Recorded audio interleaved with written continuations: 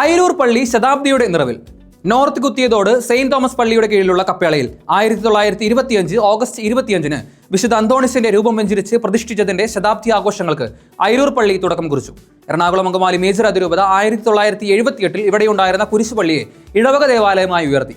ആധ്യാത്മികവും സാമൂഹികവും സാമ്പത്തികവും വിദ്യാഭ്യാസപരവുമായ വളർച്ചയിൽ ഈ ദേവാലയത്തിനും ഇവിടെയുള്ള വിദ്യാഭ്യാസ സ്ഥാപനങ്ങൾക്കുമുള്ള പങ്ക് നാനാജാതി മതസ്ഥരും അംഗീകരിക്കുന്ന വസ്തുതയാണ്. ശതാബ്ദി ആഘോഷത്തിനായി ബഹുമാനപ്പെട്ട വികാരി ഫാദർ ജോയ്സ് കൈതക്കോട്ടിലും കൈക്കാരന്മാരുടെയും നേതൃത്വത്തിൽ 101 അംഗ ശതാബ്ദി കമ്മിറ്റിയുടെ പ്രവർത്തനം ആരംഭിച്ചിരിക്കുകയാണ്.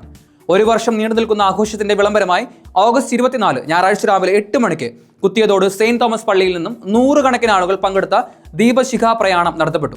ബഹുമാനപ്പെട്ട ഫാദർ ജോസ് പുതിയടത്ത് മുഖ്യ കാർമ്മികത്വം വഹിച്ച സമൂഹ ബലിയിൽ ഫൊറോനയിലെയും ഇടവകയിൽ നിന്നുമുള്ള വൈദികരും ദൈവജനവും പങ്കുചേർന്നു.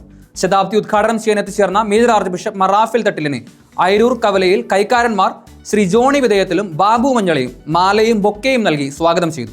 ശേഷം ദേവാലയത്തിന്റെ പ്രധാന വാതിൽക്കൽ വെച്ച് വികാരി അച്ഛൻ ഫാദർ ജോയ്സ് കൈതക്കോട്ടിൽ തിരി നൽകി റാഫേൽ തട്ടിൽ മെത്രാപ്പോലിത്തായെ സ്വീകരിച്ചു. അതിരൂപത മെത്രാപ്പോലിത്തായും മേജർ ആർച്ച് ബിഷപ്പുമായ റാഫേൽ തട്ടിൽ ശതാബ്ദി തിരി തെളിയിച്ചുകൊണ്ട് ശതാബ്ദി ആഘോഷങ്ങൾ ഔദ്യോഗികമായി ഉദ്ഘാടനം ചെയ്തു. ഫാദർ പോൾ മനയമ്പള്ളി രചിച്ച ശതാബ്ദി ഗാനം ഗായക സംഘം ആലപിക്കുകയും ഫാദർ എബി എടശ്ശേരി വരച്ച ശതാബ്ദി ലോഗോ മേജർ ആർച്ച് ബിഷപ്പ് പ്രകാശനം ചെയ്യുകയും ചെയ്തു.